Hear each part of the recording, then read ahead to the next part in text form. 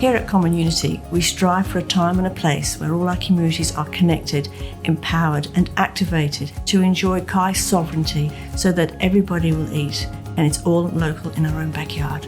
We're a kaupapa that revolves around circular living. Central to this is a reconnection with whenua and guidance by mātauranga Māori. We trust that listening and being guided by our whenua is enriching for all people. Kia ora. Our vision is to revegetate the Mawaihakona stream and to acknowledge the early settlers through Māori art.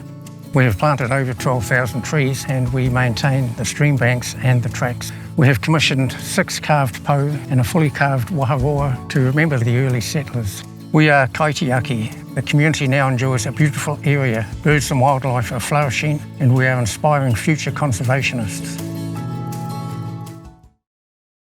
Since 1934, around 100 times a year, Plimmerton's completely volunteer fire brigade has responded to the community in its times of need for emergencies and other disasters.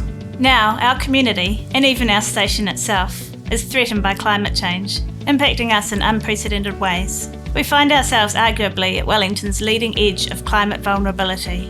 We're working hard with our community to respond to the increasing threats in these challenging times.